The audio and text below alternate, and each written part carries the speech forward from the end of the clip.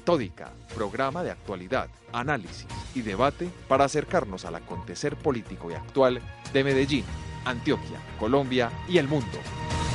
Cordial saludo para todos nuestros oyentes que hoy, como todos los viernes, nos escuchan a través de Acústica, emisora web de la Universidad EAFIT, y a las 7 de la noche, con repetición por Radio Zipa Estéreo, emisora web del Círculo de Periodistas y Comunicadores Sociales de Antioquia. Sean todos ustedes bienvenidos a una emisión más de nuestro magazine informativo, no sin antes darle un saludo muy especial a todos nuestros corresponsales, quienes se encuentran en Argentina, Uruguay, Bolivia, Venezuela, Australia, Brasil, México. Ellos hacen posible que todas las semanas tengamos información de actualidad de estos países que acabo de nombrar y por supuesto pues súper agradecidos y súper motivados también porque nos están escuchando en otros países donde no tenemos corresponsales como Chile, Paraguay, Puerto Rico, Estados Unidos.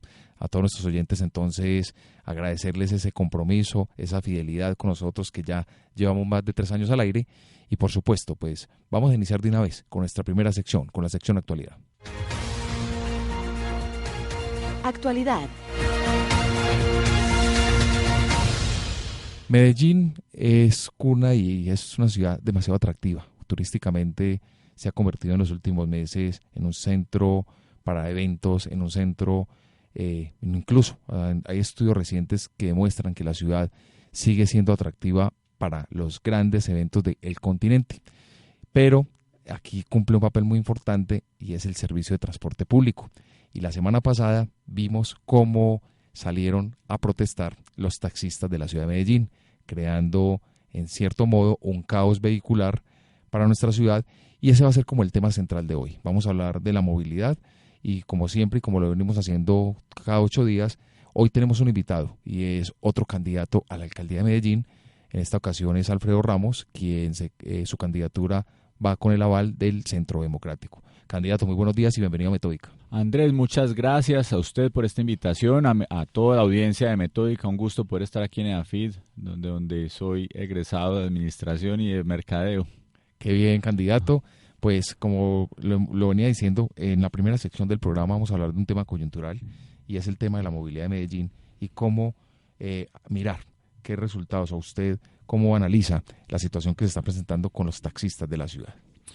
Pues Medellín tiene muchos retos en materia de movilidad, muchísimos, tal vez uno de los más complejos, porque es un tema crónico que se ha venido todos los años incrementando. El parque automotor, nosotros tenemos los espacios muy reducidos por la naturaleza, tenemos una infraestructura en la que no podemos hacer grandes inversiones por el costo de la tierra ya tan grande en Medellín. Es decir, aquí si hacemos más autopistas nos costarían muchísimo y no vale la pena. Ese no es el modelo de transporte que queremos. Nosotros tenemos que buscar y repensar la ciudad en muchos sentidos, buscando 3 objetivos fundamentales que debe buscar la movilidad de una ciudad.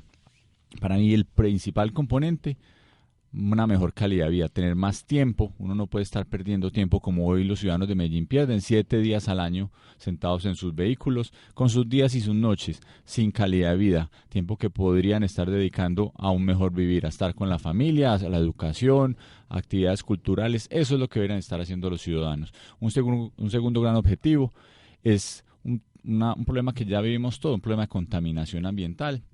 Con una problemática en unos momentos del año muy específicos, pero que Medellín tiene que buscar soluciones muy concretas y los vehículos son los mayores contaminantes. Y un tercer gran objetivo que tenemos que buscar con las soluciones de movilidad es mayor competitividad de la ciudad, que se abaraten los costos de la producción de la ciudad. Una ciudad que progrese necesita menores costos y uno de ellos es el costo de transporte.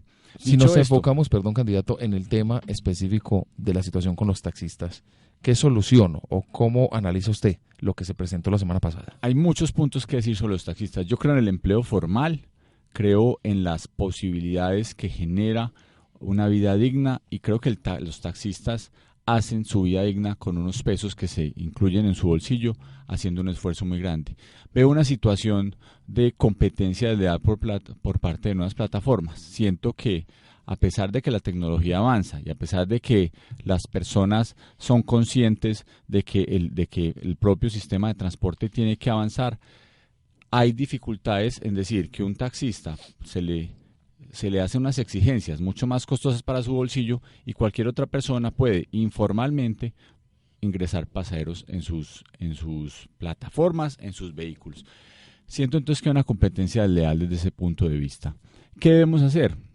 Vamos a empezar a formalizar esas plataformas, a decirle, bueno, perfecto, usted quiere prestar un servicio de transporte, el tema de cupos seguramente hay que reevaluarlo, porque la ciudad y la posibilidad de generar cupos nuevos de transporte debe ser mirada hacia adelante con una visión diferente. No podemos estar diciendo aquí solo unos cuantos podrán tener cupos, es probable que la formalización requiera que se aumente la práctica, muchos de esos, entre comillas, cupos que se dan para la movilidad, para la prestación del transporte público particular, pero sí con las mismas condiciones. Con las mismas condiciones, creo que ese es un punto que hay que reflejar, y es hacerle esas mismas exigencias que se le hacen a los taxistas para un cumplimiento de una normatividad, de unos costos muy específicos, y de esa forma haya una protección del usuario. Nosotros necesitamos es una protección del pasajero, y eso se hace igualando la cancha. Con algo adicional, que también es una reflexión que tenemos que hacer como sociedad. Hay muchos que se enriquecen con los cupos de los taxis. Hay muchas personas que no le pagan un solo centavo al Estado por el mayor costo que tienen, por el beneficio que le está dando el Estado por un cupo. Siento también que eso es algo que hay que reevaluar. Parte de liberar los cupos podría ayudar a eso. Parte de decir, hombre, listo, más bien, usted recibe una autorización del Estado para prestar ese servicio público de transporte, y de esa manera igualamos las cargas y evitamos esa corrupción que pueda haber y ese desangre, esa licitud que pueda haber por el no pago de impuestos de cuenta de los cupos del Estado. Vemos cómo las plataformas ofrecen un servicio un poco distinto a lo que ofrece el servicio del taxi, y eso ha motivado que las personas accedan por la primera opción. Pero también vimos actos vandálicos en las marchas de los taxistas o en las concentraciones, porque bueno, no salieron a marchar porque no iban caminando, pero igual su concentración en los vehículos, y ellos, pues eso no los deja bien ubicados como gremio. ¿Qué actitud, qué estrategia implementar con ellos desde la administración municipal para que esta situación no se presente y no sea riesgoso para quienes sí salen a ejercer su derecho al trabajo, que también se vieron afectados por ello? Estamos de acuerdo, y en Medellín tiene que haber un comportamiento cívico de todas las personas. Y si hay protestas de cualquier manera, que sean unas protestas que no impidan la vida normal de los ciudadanos, que no estén afectándoles, no la estén afectando, y mucho menos con vandalismo, mucho menos atacando a los demás. Es decir, ojalá que hacia adelante, porque son unos pocos taxistas, Medellín tiene más de 20.000 taxistas y son unos pocos los que terminan dañando la imagen de un gran gremio, que debe ser la imagen positiva de la ciudad. Los taxistas deben estar mejor preparados, mejor formados, necesitamos capacitarlos constantemente. Qué bueno que aprendan inglés, porque son la puerta de llegada de muchos turistas, y nosotros tenemos que formar esos taxistas. Tenemos que buscar cómo disminuir la accidentalidad a todo nivel, incluyendo la de los taxistas, que son evidentemente también víctimas de unos problemas de tantos incidentes de tránsito que tenemos en la ciudad. Son muchas decisiones que hay que tomar, pero partamos de esta base: cero tolerancia con el vandalismo, cero tolerancia con los malos comportamientos que de unos pocos hacen quedar mal a un gremio completo, que es decente, que se gana la vida dignamente. Y a esos que lo hacen bien, a esas personas que se preparan, que buscan mejorar la imagen de Medellín, que son la puerta de entrada, reitero, de muchos turistas a nuestra ciudad, formémoslos, preparémoslos, generemos ese sentido pedagógico de civismo tan grande que tienen. Hagamos que esa relación entre el pasajero y el taxista sea una relación de confianza, donde sea bien tratado ese taxista. Muchos han tomado ese pasajero, muchos han tomado el Uber porque le piden cuál música quiere oír, si está muy duro, si está muy pasito. Ese tipo de buenos comportamientos de civismo, de ponerse en los zapatos del otro, es parte de la empatía que también hay que generar como ciudad y específicamente en el gremio de taxistas. En definitiva, y para ir cerrando ya este primer segmento de nuestro programa, ¿cuál sería entonces la solución para brindarle a este gremio transportador que es tan importante para Medellín? Resumo el tema de taxistas. Para ellos hay que darles mayor formalidad, por un lado, mayor formalidad económica, eso es muy importante. Segundo, hay que darle mayor preparación y formación dentro del sistema que tenemos materias como el inglés, qué bueno que no solo Medellín se permee con el inglés, sino que los taxistas puedan avanzar. Hay que generar empatía para que el taxista se ponga en los zapatos del pasajero, eso es con pedagogía, y puedas prestársele un servicio 24 horas del día, 24 horas al día, 7 días a la semana, de la mayor calidad, que es algo que ha venido en detrimento, y por eso algunas plataformas han tomado fortaleza. Y de otro lado, bienvenidos, si tienen algunas dificultades, a que se dialogue con la administración. No todo es problema de la administración local, y mucho menos se va a aceptar vandalismo, no vamos a aceptar esas malas prácticas que infortunadamente terminan generando y permeando un gremio completo de cuenta del comportamiento de unos pocos que lo hacen mal. Así es, y nuestra asistencia siempre desde nuestro programa y desde los micrófonos ha sido el buen comportamiento ciudadano, porque nosotros siempre lo reiteramos en nuestro programa, y es que aquí, a través de los micrófonos, que queremos construir ciudadanía, y la construcción de ciudadanía también parte desde el comportamiento que cada uno de los ciudadanos tenga en su territorio y en su espacio. A ustedes muchísimas gracias por escucharnos en esta primera parte, y nos vamos de una vez de Medellín a Venezuela a escuchar nuestro informe que nos trae Yarin Pérez. Muy buenos días, amigos de Metódica, les habla Yarin Pérez y estas son las noticias más importantes de Venezuela. La semana pasada, Michelle Bachelet, alta comisionada del Consejo de Derechos de la ONU, dio a conocer el informe de este organismo con relación a Venezuela. En dicho reporte, Bachelet denunció la erosión del Estado de Derecho y pidió a la comunidad internacional no permitir que la situación en el país se convierta en otra crisis prolongada que sume millones de víctimas. Asimismo, señaló que su oficina ha documentado ataques contra la oposición, defensores de derechos humanos, desapariciones y asesinatos extrajudiciales, y denunció, entre otros graves hechos, más de 6.800 ejecuciones extrajudiciales por parte de las fuerzas de seguridad venezolanas entre enero de 2018 y mayo de 2019. También acusó el uso repetido de fuerza excesiva y letal contra manifestantes y ataques contra oponentes políticos y defensores de los derechos humanos, con métodos que van desde las amenazas y las campañas de descrédito a detención arbitraria, tortura, violencia sexual, asesinatos y desapariciones forzadas. En otras palabras, el reporte acusa al gobierno de Nicolás Maduro de graves vulneraciones de derechos humanos.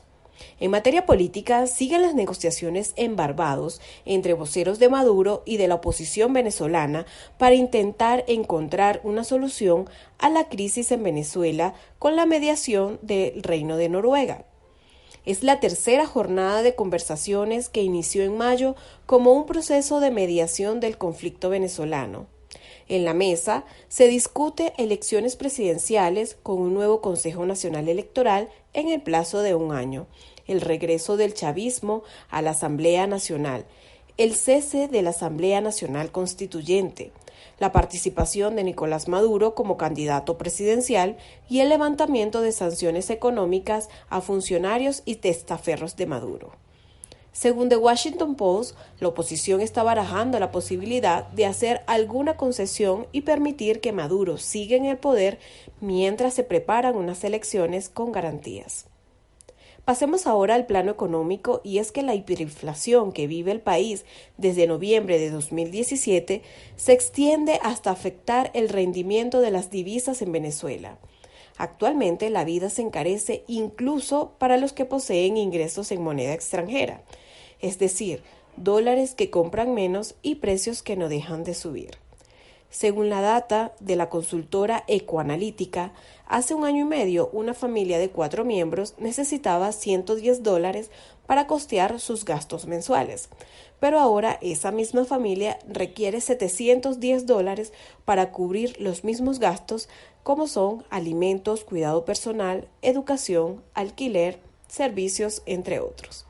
Una situación crónica que ha llevado a que en el país se registre 30% de desnutrición infantil crónica, según un informe conjunto de la Fundación Bengoa y la Universidad Católica Andrés Bello. Bueno, hasta aquí las noticias de Venezuela. Reportó para ustedes Yarin Pérez. Los dejo en sintonía de Metódica. Participa de nuestros foros semanales ingresando a www.metodica.com.co y síguenos en nuestras redes sociales, Twitter, @unometódica, Facebook, Metódica Especialistas Comunicación Política, Instagram, Metódica 3849. Análisis y debate semanal. Bueno, y como les había dicho, pues nos acompaña hoy en nuestro programa Alfredo Ramos. Él es abogado de la Universidad Pontificia Bolivariana, administrador de AFIT, especialista en mercadeo y derecho constitucional, senador de la República y tiene más de 10 años de experiencia en el sector público. Alfredo, nuevamente continuamos con usted. Perdón, privado. Seguimos con usted acá en nuestro programa porque queremos conocer esas propuestas que usted trae para la ciudad de Medellín. Entonces vamos a hacerlo por segmento. Vamos a hablar de un tema que siempre nos ha llamado la atención, es el tema de seguridad.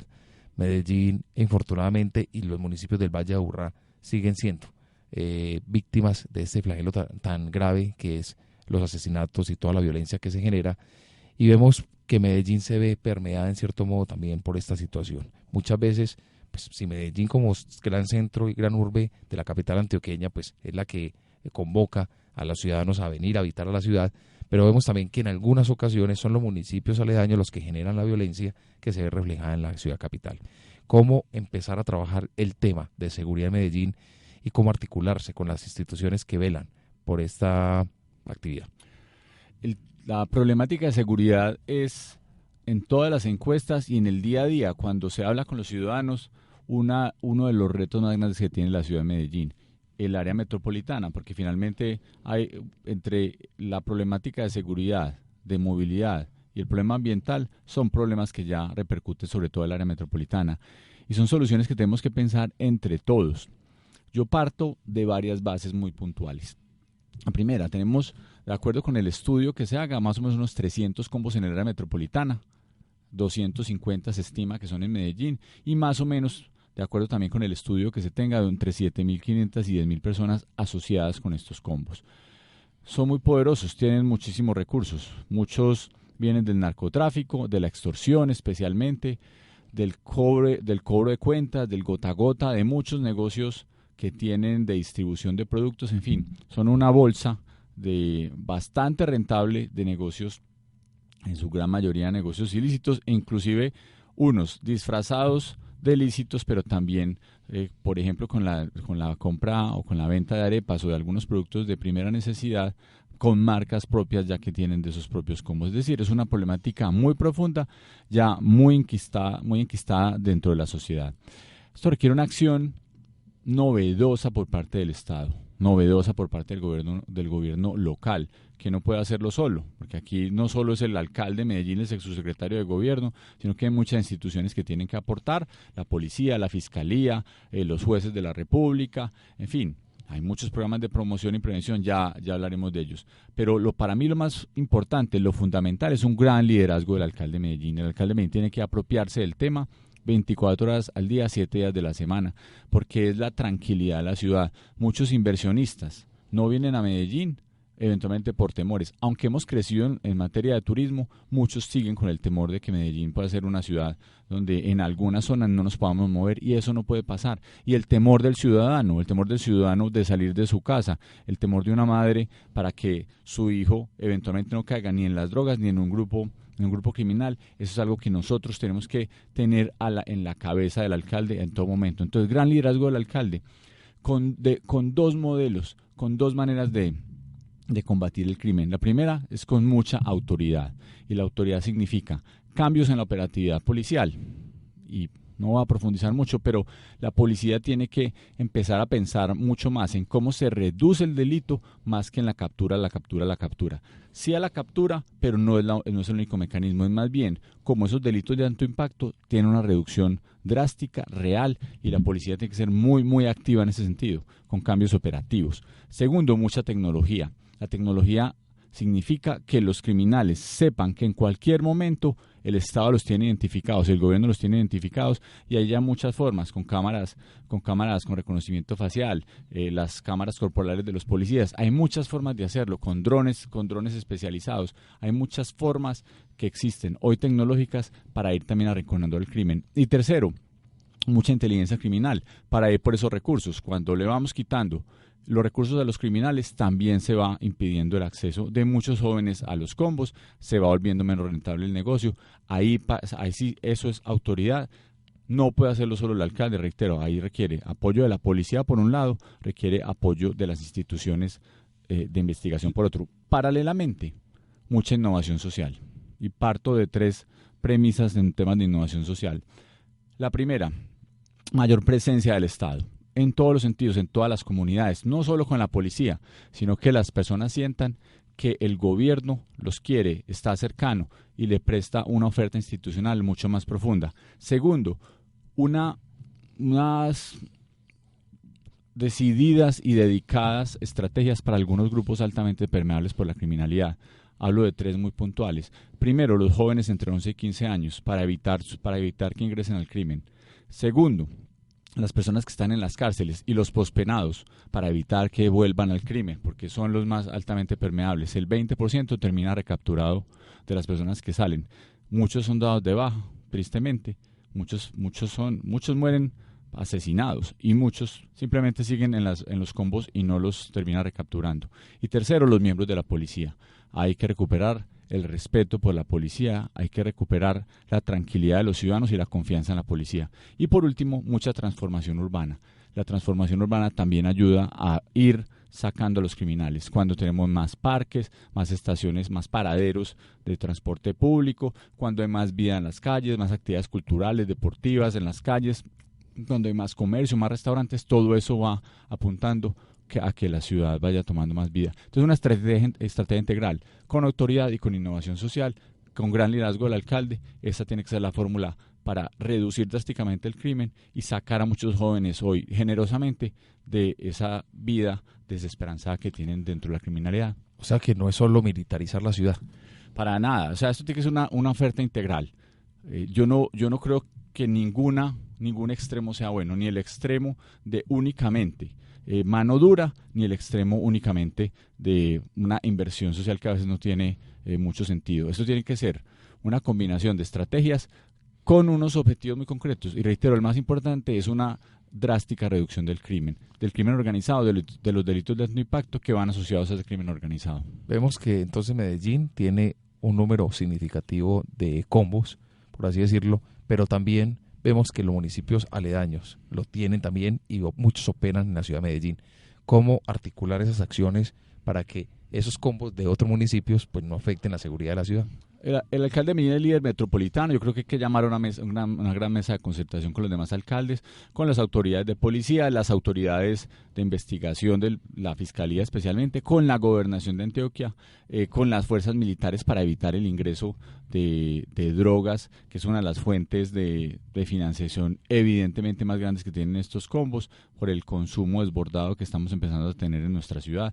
Son temas que hay que hacer una estrategia mucho más conjunta, que parte inclusive de muchos más municipios de Antioquia, es decir, Urabá, Bajo Cauca, que son unas zonas tan complejas social y económicamente, donde salen muchos de estos de las dificultades que terminan repercutiendo en Medellín, en el sentido de que pasan las rutas del narcotráfico. Para llegar acá requiere una acción muy integral con el ejército, con la policía, con los organismos de investigación. Siento que ahí hay que tener un gran liderazgo del alcalde de Medellín. Reitero, no puede el alcalde de Medellín solo, llamando y convocando a los alcaldes del resto de Antioquia, porque nosotros necesitamos recuperar esa muy buena relación entre Medellín y Antioquia en todo nivel, pero la seguridad tiene que ser uno de esos grandes puntos en común de todos los alcaldes de Antioquia, de todas las fuerzas alrededor, y sobre todo una acción efectiva del Estado que con la tecnología y con inteligencia podemos ayudar a reducir drásticamente esos delitos. Otro tema importante, y estudios realizados han demostrado que la educación y la formación de los niños, de las niñas, de los adolescentes desde su hogar contribuyen a una sociedad mucho más pacífica. ¿Cómo ya a nivel educativo, a nivel de formación académica, va a contribuir su gobierno, en caso tal de que usted llegue a la alcaldía de Medellín, para disminuir los índices de desescolaridad que hay en la ciudad y por supuesto aumentar esa fuerza tanto a nivel de educación básica primaria como en la superior, educación superior? Hay muchos retos en materia educativa, hay retos de calidad, Por un lado hay retos de permanencia, pero siento que uno de los retos más complejos que se tiene en materia educativa es cuál es la pertinencia de lo que estamos entregando y lo que estamos enseñando en nuestras instituciones educativas. La educación tiene muchos objetivos. Yo veo la educación con muchos objetivos. Uno es generar unos buenos ciudadanos, eso es supremamente importante, con valores cívicos, complementar lo que en las familias se entrega. Infortunadamente tenemos un fenómeno sociológico que ha venido acelerándose rápidamente. Es cada vez unas familias donde las madres terminan siendo solas, cabezas de familia, tienen que dejar o por buscarse unos pesos dejan sus hijos al cuidado de cualquier persona, y hay una problemática muy, muy profunda, porque no es lo mismo ese cuidado que se da de parte de la persona que más quiere, de la madre al hijo, o de una familia al hijo, pero sino simplemente cuando el hijo está por fuera del sistema, y es mucho más difícil de controlar, mucho más permeable a muchas dificultades de violencia, de drogadicción, de embarazo adolescente en el caso de las mujeres. Pero ese es una problemática muy profunda sociológica que el Estado tiene que entrar a complementar dentro del sistema educativo. Creo yo que hay que generar varias posiciones dentro del sistema educativo. Primero, tenemos que hacer un sistema educativo atractivo para los jóvenes, para que no se salgan. Es que o más bien la principal razón por la que los jóvenes se están saliendo del sistema es que sienten en algún momento una desazón y dicen: yo para qué sigo estudiando. Y hay que hacerlo atractivo en muchos sentidos. Primero, hacerles entender que ellos son los verdaderos generadores del desarrollo y del cambio de la ciudad, que no es algo que viene de afuera, que son ellos los que internamente, con su emprendimiento, con su talento, con sus ideas, son los transformadores de la sociedad. Eso no suele suceder no se suele poner esa semilla dentro del sistema educativo. Parecería que fuera un sistema simplemente de entregar conocimiento, pero no de hacer crecer al ser humano internamente, a que sea el verdadero transformador de la sociedad. Eso se hace generando ideas como proyecto de vida, que se enseñe proyecto de vida dentro de las instituciones educativas, sea de manera formal o de manera informal. La cultura del deporte, por ejemplo, son grandes generadores de ese proyecto de vida, porque generan disciplina, trabajo en equipo, se coge a los jóvenes y son importantes dentro de una sociedad. Muchas veces los combos se vuelven esa alternativa mala frente a los jóvenes, porque los combos terminan diciéndole al joven: venga, aquí tiene unos amigos, aquí lo cuidamos, aquí lo queremos. Eso no puede pasar, tiene que ser el equipo de fútbol, la banda de música. Esos son las verdaderas soluciones. Así también se enseña proyecto de vida. Y también un sistema educativo de mayor liderazgo de los docentes, por un lado, que sean más mentores, más tutores, más formadores de personalidad, y nuevas competencias, nuevos saberes que estén acorde con los cambios tecnológicos, para que los jóvenes con nuevas metodologías y nuevos saberes también estén más involucrados dentro del proceso educativo. Es decir, una propuesta muy, muy global que tiene que tener proyecto de vida, nuevos saberes, nuevas metodologías, gran liderazgo educativo por parte de los docentes, no con el propósito de entregar únicamente conocimiento, sino adicionalmente de formar seres humanos muy profundos que sean los transformadores de la sociedad. ¿Qué va a pasar con el programa Buen Comienzo de la Alcaldía de Medellín? El programa Buen Comienzo, un programa muy bonito, es un programa modelo. Yo creo que hay que trabajar y conseguir recursos con dos objetivos. El primero, aumentar la cobertura, ojalá llegáramos a un 100% de la cobertura. Eso es algo que tiene que ser un sueño de ciudad. Hoy estamos más o menos en casi 82.000 niños, es una cobertura supremamente interesante, casi el 80%, reitero, es modelo a nivel nacional, es envidia de muchos municipios. Y un segundo tema que yo quisiera trabajar dentro del programa Buen Comienzo es cómo ampliamos unas horas, y que no sea de 8 sino de 12 horas. Hay que conseguir recursos para ese 50% más del programa. ¿Por qué? El programa tiene hoy 8 horas, de 8 de la mañana a 4 de la tarde. ¿Qué pasa con una madre que está trabajando, sea en una empresa, sea informalmente, que está con la preocupación de que su hijo va a salir de Buen Comienzo en manos de quién lo está dejando, quién lo va a recoger? Es decir, son preocupaciones naturales al ser humano. Si logramos que tengamos un horario de 7 de la mañana a 7 de la noche, sé que más personas pueden acceder al programa Buen Comienzo de una manera tranquila. No tienen que ponerse los niños con riesgos en general de muchos que existen en la sociedad, de que estén cuidándolos otras personas, donde puede haber abuso de menores, donde puede haber unas dificultades muy profundas, maltratos a los niños, son imposibles de tolerar por parte de nuestra sociedad. Entonces, si logramos que el programa de comienzo aumente también, no solo la cobertura total, que llegue a un 100% de los niños, sino la cobertura en horas, haremos un avance muy grande, porque es una carga adicional que le estamos quitando a muchas familias de Medellín que tienen esa constante preocupación. Es un programa muy bonito que hay que profundizar. Vemos que los jóvenes de básica primaria y bachillerato en muchos colegios se ven afectados por el microtráfico. Salen del colegio o incluso dentro de las mismas aulas se presenta la problemática. ¿Qué propuesta tiene usted para atacar un poco este flagelo o un poco no, ojalá erradicarlo del todo? Hay que trabajar en varios sentidos. Uno, en proyecto de vida, en cómo los jóvenes y dentro de las aulas, por un lado, y en las familias, le generamos unos valores que vayan blindando al joven del ingreso a la vida malsana, que es en mucho sentido, reitero, que es el consumo de drogas, que es la violencia. Todos esos factores que permean a los jóvenes hay que buscar con valores que se están dando desde la familia, con valores que se complementen dentro de las aulas educativas, con proyecto de vida, no solo mostrando lo malo, la esclavitud que significan las drogas, sino adicionalmente diciéndole lo valioso que es una persona, como cada uno de los ciudadanos, que puede ser el gran transformador del mundo, el gran generador de valor para sí mismo, para su familia, para la sociedad. Ahí comenzamos con un cambio de chip bastante importante. Eso por un lado. Y segundo, yo creo que los colegios tienen que ser más protegidos, unos entornos más protegidos. Del todo el tema de seguridad, hay que buscar cómo, por ejemplo, con tecnología se puede empezar a buscar alrededor de los colegios quiénes son esas personas que son los encargados de las ollas de vicio para el consumo de los jóvenes, por un lado.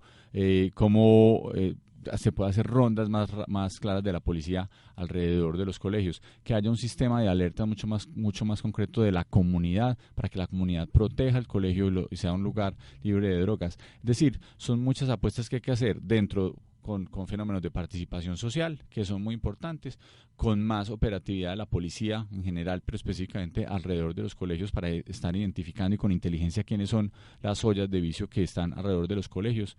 Eso es supremamente importante, y mucha tecnología. Los colegios, dentro de las cámaras que hablo, con reconocimiento facial, deberían estar cerca de los colegios para estar identificando cuáles patrones de comportamiento son extraños y cuáles son esas personas que pueden estar ingresando vicio a los colegios. En el tema de educación superior, se han escuchado propuestas de otros candidatos de unificar el ITM y otras instituciones que son de la Alcaldía de Medellín, y para generar como mayor cobertura. ¿Cuál es su propuesta frente a ello? Hay muchas cosas, hay muchos temas para hablar de educación superior. Temas institucionales, pero sobre todo yo veo retos muy grandes. Uno, cómo aumentamos la cobertura de educación superior en Medellín, con las instituciones que hoy tenemos, sabiendo la dificultad de construir aulas, lo costosos que son, y hay que buscar un modelo que avance, es un modelo semipresencial. Creo que ahí puede haber una solución para ir aumentando en el corto plazo. Mientras generamos más metros cuadrados de instituciones, esa es una primera alternativa, que haya más educación semipresencial, que los colegios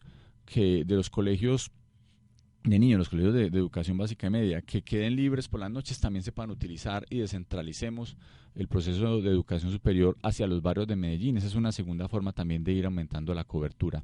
Creo que hay un segundo tema que hay que tocar, que es muy importante, el tema de la pertinencia de lo que estamos enseñando en la ciudad. Ahí debe ser el gran reto que nosotros tenemos. Yo veo la educación como un proceso previo a una formación de progreso económico para las personas y para el desarrollo de la comunidad, de la sociedad. El crecimiento económico tiene que ser la mejor base del crecimiento social. Si yo sigo generando puestos, cupos en las universidades, cupos en las instituciones de educación superior, en los tecnológicos o técnicos, que no tengan pertinencia con los cambios tecnológicos que está teniendo el mundo, con la vocación empresarial e industrial que tiene la ciudad de Medellín, o de sectores en general, no hablemos únicamente de manufactura, en general, y yo he identificado 7 sectores donde Medellín tiene un gran potencial de crecimiento posterior como industria. Si no empezamos a preparar a las personas hacia esos objetivos de generación de desarrollo económico, lo que vamos a tener es primero, decepción de personas que hacen unas carreras esperando a tener después un puesto de trabajo y nunca lo van a conseguir, o porque la tecnología no se los permite. La tecnología va a acabar. Se estima que entre el 40 y el 60% de las ocupaciones que hoy conocemos se va a ir acabando en los próximos años de cuenta de los cambios tecnológicos, que eso es algo supremamente grave y la ciudad tiene que estar preparada por ese sentido, o simplemente porque el mercado no le da esa oportunidad. Hay tantas personas y si hay un mercado saturado por las mismas profesiones, que eventualmente las personas no van a poder conseguir un trabajo, al menos un empleo digno, o no para lo que estudiaron. Eso genera la decepción más grande. Por eso muchos jóvenes terminan desertando desde el colegio, porque dicen: yo para qué sigo estudiando si mi hermano que estudió no consigue puesto. Entonces nosotros tenemos que trabajar en la pertinencia de las carreras y de las profesiones que estamos presentando, especialmente dentro de las instituciones públicas. Las 3 locales, que sí, a mí me parecería una buena alternativa, a ver cómo la unificamos con un solo cerebro y que sea la verdadera sapiencia, que para eso se creó Sapiencia, para que fuera un cerebro de cómo dirigir la educación en Medellín, por un lado. Pero también hablar con las universidades que no dependen del municipio, pero sí la Universidad de Antioquia, el Politécnico, el Tecnológico de Antioquia, por un lado. Las privadas también nos pueden ayudar a hacer una oferta institucional educativa muy acorde con lo que queremos que sea la ciudad en el futuro, respetando, eso sí, la libertad de cada persona, pero no podemos desprender el desarrollo económico de lo que estamos educando, para lo que estamos educando, y ese debería ser el esfuerzo de la oferta institucional que le preste la ciudad de Medellín, para que los jóvenes tengan posibilidades después de ser los empresarios y generar las empresas y los empleos del futuro, que es parte del progreso que nosotros hemos venido promoviendo. De otro tema, Medellín fue seleccionada como centro para la Cuarta Revolución Industrial y ha sido ganadora del premio como la ciudad más innovadora del mundo. Pero ¿cómo continuar trabajando desde Ruta N para que realmente la empresa, el Estado y el sector, y la universidad pues se articulen para que sea Medellín realmente un referente de la Cuarta Revolución? Es muy importante haber sido escogido Medellín, haber sido seleccionada como la sede de la Cuarta Revolución Industrial para Latinoamérica. Yo pregunto, ¿qué jóvenes en Medellín estamos preparando para la Cuarta Revolución Industrial? Dígame cuáles instituciones educativas de Medellín, de básica, primaria, de cualquier nivel, de media, en cualquiera, está formando los jóvenes en inglés, que eso es muy importante para la Cuarta Revolución Industrial. La Cuarta Revolución Industrial parte mucho del conocimiento de inglés, del lenguaje de programación de código fuente, de muchas competencias y muchos saberes que se requieren, de habilidades blandas que se requieren para la Cuarta Revolución Industrial. ¿Cómo estamos fortaleciendo las matemáticas, que son fundamento de del lenguaje de programación de código fuente? Muchas cosas que Medellín tiene que fortalecer, porque si no vamos a quedar por allá con una oficina muy rimbombante, pero sin una aplicación práctica para los ciudadanos. Entonces yo creo que Ruta N tiene que trascender las fronteras de ser un edificio, de atraer inversión, de atraer eventualmente algunos emprendedores, y tiene que ser un gran cerebro de la educación de Medellín. Yo quiero cambiarle el chip a Ruta N, por un lado, para que sea que lo que se vibra, lo que se siente, lo que se palpita dentro de Ruta N, que es innovación, que es emprendimiento, que es tecnología, esté permeando constantemente la educación en Medellín, especialmente la educación pública, evidentemente, que las instituciones educativas entiendan la relevancia que tienen para que el proceso de formación ciudadano esté asociado a la generación de empresas y empleos posteriormente con la Cuarta Revolución Industrial, porque de lo contrario vamos a tener es que importar ingenieros de todas partes del mundo para que sean los programadores de blockchain, de Internet de las cosas, de inteligencia artificial, de las 13 tecnologías exponenciales que hay hoy, porque no solo son esas 3 que llegan a Medellín, sino la impresión en 3D, el almacenamiento de energía, la interfaz de las cosas, el manejo de datos, miles de nuevas tecnologías, de oportunidades que nos abren las nuevas tecnologías que Medellín no está formando desde niños, y posteriormente en las universidades y en las instituciones de educación superior a las personas preparadas para la Cuarta Revolución Industrial. Ahí hay que hacer un cambio profundo. Por eso yo quiero que Ruta N permee, reitero, con ese espíritu innovador, ese espíritu tecnológico a todas las instituciones públicas de Medellín, tanto en los niveles de educación superior como educación básica y media. Un tema que no podemos dejar de lado en este análisis es el tema de la salud de los medellinenses, y vemos cómo hay una problemática también desde el gobierno central para ofrecer un servicio de calidad a los ciudadanos, pero como Medellín se va a vincular, cómo Medellín va a garantizar ese derecho que tenemos todos a un derecho a una salud digna. Yo hablo de la felicidad y uno de los componentes de la felicidad tiene que ser buenos hábitos y buenos comportamientos. Yo quiero hospitales muy modernos, tecnológicos, con la mejor posibilidad de atención, pero vacíos. Que las personas con buenos comportamientos, y hay mucho que hacer en materia de promoción y prevención en Medellín, mucho que hacer, podamos lograr que los hospitales estén listos para atender a los que realmente lo requieran, por un lado, pero especialmente estén vacíos porque las personas con sus buenos comportamientos, con sus buenos hábitos, van hacia una vida sana. Esa es la ciudad que yo me sueño. Hay mucho para hacer en materia de promoción y prevención, desde tener promotores de salud que vayan casa por casa, que estén caracterizando a la población, que se sepa realmente el nivel de riesgo que exista de una persona, que desde ahí, aprovechando la tecnología, desde la propia casa se esté hablando y intercomunicando con el sistema de servicio de atención en salud y se hagan chequeos de promoción y más bien chequeos de prevención de acuerdo con la edad y con las especificaciones de la persona, que seamos más proactivos por parte del Estado en el manejo de la salud de las personas para evitar, que ese es el gran objetivo, evitar dificultades posteriores, evitar enfermedades graves en las personas o ya en un estado muy avanzado, que sean más costosas para la vida de la persona, más costosas para la familia, en lo que significa su valor emocional con las personas, y más costosa para el sistema de seguridad social. Entonces, promoción y prevención. Yo estoy pensando que muchos de los centros de salud que hay en Medellín hoy, que son reactivos, sean más bien centros de promoción en salud, que sean una fórmula para que los ciudadanos sientan que una mejor calidad de vida, con deporte, sin estrés, con menos consumo de licor, con menos consumo de cigarrillo, ni hablar de sustancias psicoactivas.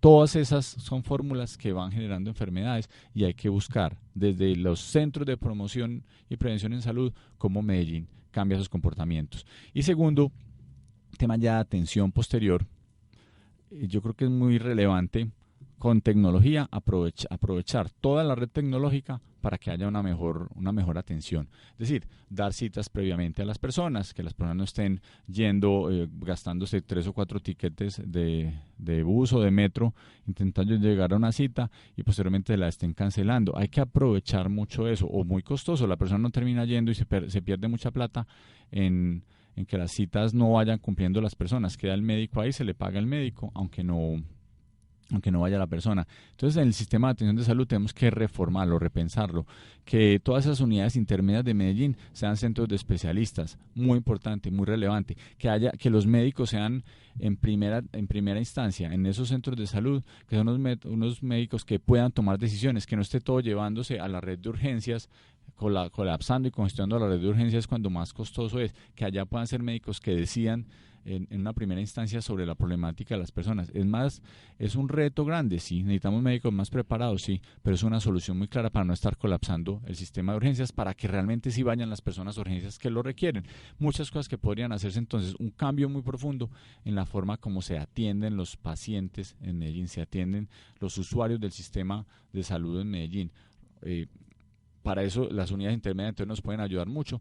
Los centros de salud que sean resolutivos de una primera instancia ayudan mucho, esa especialización en una segunda instancia y mucha transparencia en la contratación. Es algo que hay que mejorar, cómo reducimos los costos de la contratación pública, porque hoy es muy costosa la prestación del servicio de salud en todas las entidades públicas y no lo son en las privadas. ¿Por qué? Eso requiere eficiencia y transparencia en la contratación. Y vemos, por ejemplo, entidades como el Hospital General de Medellín, que se ha visto permeado por unos hechos de corrupción dentro de la institución, y cómo atacar eso, cómo empezar a analizar, y ustedes desde el gobierno central, desde el gobierno local, mirar qué estrategias implementar para que realmente la salud se preste con calidad, porque Colombia y Medellín específicamente nos enseñamos a tener una medicina más curativa que preventiva. Entonces, ¿cómo articular todo para que realmente el servicio se preste con éxito? Hay muchas cosas que se podrían hacer. Pues primero, absoluta integridad de todos los miembros del servicio público, los gerentes de los hospitales especialmente. Estos no pueden ser unos pequeños allá principados donde el gerente hace lo que se le venga en gana, contrata con el que se le venga en gana. Hay que tener mucho escrutinio público, unas juntas directivas muy serias, muy competentes, que le exijan resultados muy, muy concretos. Hay que cambiar la forma como se está contratando por parte de la red de servicios públicos en salud. Hay que buscar cómo se puede hacer de muchas maneras, pero hay fórmulas ya muy definidas, desde subastas inversas de muchos de los productos, por ejemplo, o de los servicios del sistema de salud, o hasta definir entre las EPS, Sabia Salud, por ejemplo, que es la que le presta atención a más de 500.000 personas en Medellín, y las IPS del propio municipio de Medellín, somos los mismos. Es decir, empecemos a hablar de cuántos pacientes va a atender y cuadremos un precio global por todos, no esté peleando uno por uno, que esa es una de las grandes dificultades que existe hoy, y se pueden prepagar la atención. Pongo el ejemplo de 1.000 pacientes que tengan tal enfermedad, se prepaga por un precio. A la IPS ya tiene flujo que no la va quebrando, por un lado, y eso también ayuda a reducir costos dentro del sistema y a generar eficiencia. En fin, son muchas alternativas, pero con completa transparencia, con eficiencia en la contratación, por un lado, con personas competentes e íntegras, que ahí tiene que ser una gran participación ciudadana en cuidar esos recursos públicos, y sobre todo pensando cómo con tecnología y cómo con programas de promoción y prevención solucionamos muchas de las dificultades que tenga, porque reitero, yo quiero hospitales donde solamente vayan las personas que así lo necesiten, no que esté colapsada la red de urgencias porque un médico que pudo en una primera instancia definir un caso no lo definió. Antes de pasar al último segmento ya de nuestra entrevista, ¿cómo va a ser esa atención? Garantizarle la atención al habitante de calle. Vemos que en su mayoría tienen problemas psicológicos, psiquiátricos y necesitan un acompañamiento médico. ¿Cómo atenderlos? Es cierto, hay una dificultad que tenemos legal, que es algo que tenemos que empezar a hablar como sociedad. Las personas cuando tienen estos habitantes de calle, que están muchos de ellos ya esclavizados en el vicio, es decir, que ya son altos consumidores de droga, requieren de su propio consentimiento para que tengan atención médica, atención del Estado. Es un tema muy complejo, porque evidentemente son personas que no tienen la capacidad de decidir, y cuando está una persona en drogas, cuando está utilizando drogas y está en un alto estado está básicamente esclavizada con esas drogas, es muy difícil decirle, venga, el Estado lo quiere atender, déjese atender. Ahí creo que requiere una reflexión previa como sociedad. Voy ya específicamente a la solución de la problemática. Hay que hacer unas fórmulas mucho más novedosas. Yo creo que un programa muy bonito que se ha venido haciendo, que son unas granjas donde se llevan las personas que han aceptado, que han decidido estar, han decidido rehabilitarse esas personas. Yo creo que ese es un programa que podemos buscar, tanto lugares de ubicación de las mismas, y para eso la Sociedad de Activos Especiales podría darnos muchos de esos bienes incautados para que llevar personas allá, generarse un proceso de formación, de rehabilitación muy profundo, y que tengan posteriores oportunidades de generar empresas y empleos, que eso es un tema muy relevante, porque nada me sirve que la persona no la esté preparando, no la esté formando, la rehabilite y salga a la calle y se sienta inútil para la sociedad. Entonces siento que esa oportunidad de aprovechar esas granjas de rehabilitación, reitero, más empleo y oportunidad de empresa posterior, es una gran alternativa para los habitantes de calle, más que la solución inmediata de estar viendo a ver cómo pasan por la noche en algunos lugares, cómo eventualmente se les da alguna alimentación muy puntual. Es como de raíz se va solucionando un problema que Medellín sigue aumentándose, porque como Medellín atiende también a todas esas problemáticas sociales, entre ellos los habitantes de calle, más nos envían de otras ciudades o más llegan de otras ciudades para que Medellín posteriormente los atienda, algo que hay que también reflexionar como sociedad. La atención a los inmigrantes, a los venezolanos en la red de servicios de salud metropolitano, cómo activarlo y cómo garantizar que estas madres gestantes que están llegando de la hermana República de Venezuela pues sean atendidas, y por supuesto todo su grupo familiar. Medellín y en general Colombia requiere una acción mucho más decidida para apoyo económico internacional para la crisis humanitaria que viven los venezolanos en nuestras ciudades. Si a duras penas nos da con nuestros recursos para atender a las personas de Medellín, pues ni pensemos lo que va pasando cuando hay más de 50.000 venezolanos que están a la intemperie, muchos de ellos que tienen unas problemáticas muy complejas, no solo madres gestantes, sino problemas de urgencias y emergencias constantes, y Medellín ha venido atendiéndolos con su bolsillo propio. Necesitamos apoyo internacional decidido, con varios objetivos, que son básicamente el tema de salud, un tema de un techo digno para las personas y una alimentación básica en una situación de emergencia. Hacia allá deberíamos buscar. Muchos de los recursos internacionales no llegan esos recursos a Medellín. Creo que tiene que haber una acción más decidida de tanto la alcaldía, pero especialmente del gobierno nacional para conseguir esos recursos. Un segundo tema que hay que buscar es, esto no lo podemos dejar solamente con la solución de la atención de emergencia. Estas personas es muy probable que se tengan que quedar en Medellín o estén buscando oportunidades, y ojalá busquemos, y creo que hay una obligación del gobierno local para empezar a buscar inversión de empresarios venezolanos en Medellín.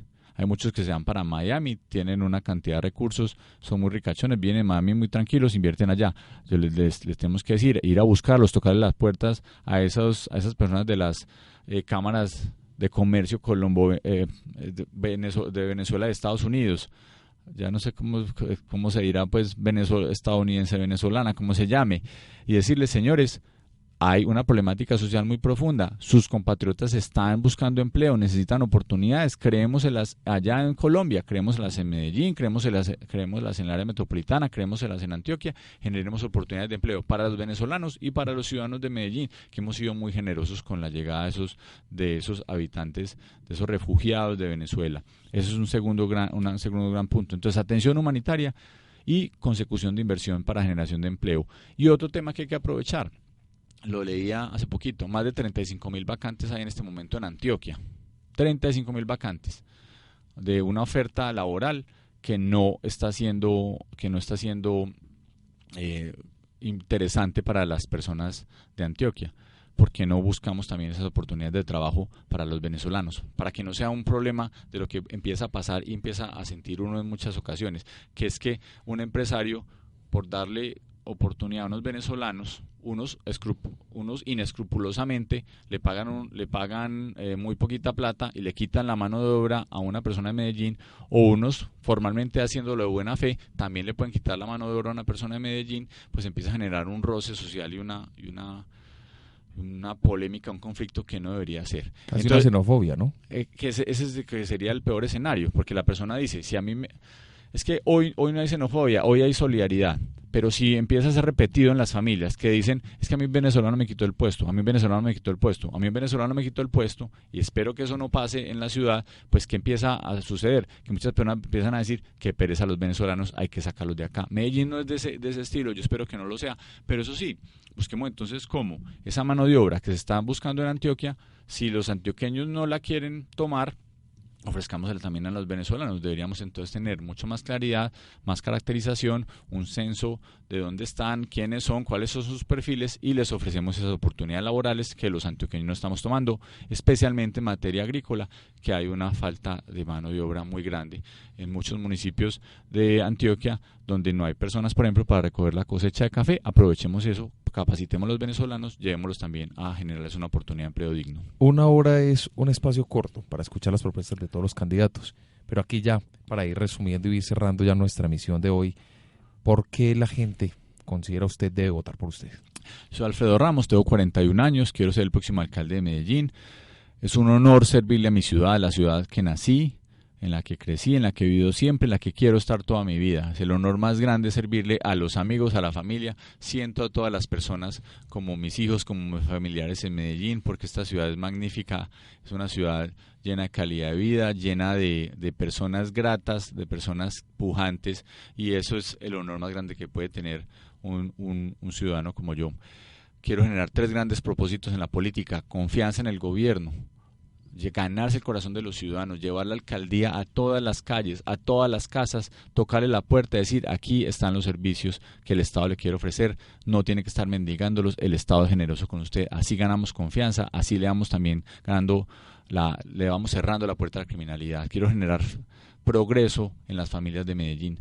Progreso es formar el talento con un objetivo muy concreto.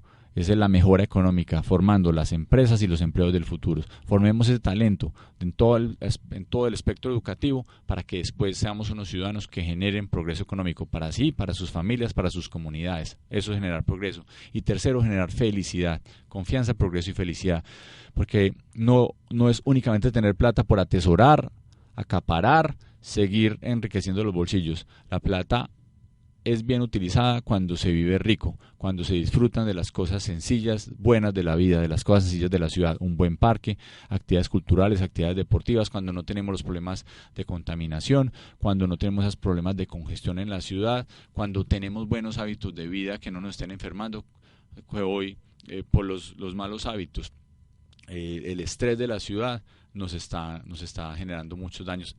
Confianza, progreso y felicidad, eso es lo que quiero buscar para Medellín, con una gerencia moderna, con ética, con resultados, una gerencia cercana a los ciudadanos. Queremos conocer su opinión en una sola palabra. Usted me va a caracterizar al candidato que yo le mencione en una sola palabra. Entonces vamos a hablar. Víctor Correa. Soy muy malo para eso. Víctor Correa. Compañero del Congreso. Víctor Correa. Compañero del Congreso, del Polo. César Hernández. Un gran ingeniero. Beatriz. Soy muy respetuoso de las mujeres, me encantan las mujeres en la política. Santiago Gómez. Un servidor público de muchos años. Santiago Jaramillo. Puedo pasar, ¿cierto? Puedo pasar de las respuestas. Pues la idea es que no pase, pero bueno, aquí se respeta. Paso. Bueno, yo creo que ya con esto cerramos entonces nuestra misión de hoy y los esperamos a todos ustedes para que dentro de 8 días nos acompañen con una propuesta más también de otro candidato a la alcaldía de Medellín, porque el objetivo es ese, es hacer esta dinámica y continuarla en todas las emisiones. Vamos a traer a todos los candidatos para que ustedes, nuestros oyentes, tengan opción de escuchar y de elegir a la persona que ustedes consideren tiene la capacidad para dirigir a la ciudad de Medellín. Sean todos ustedes siempre bienvenidos a nuestro programa y por supuesto desearles un feliz fin de semana. Metódica, programa de actualidad, análisis y debate para acercarnos al acontecer político y actual de Medellín, Antioquia, Colombia y el mundo.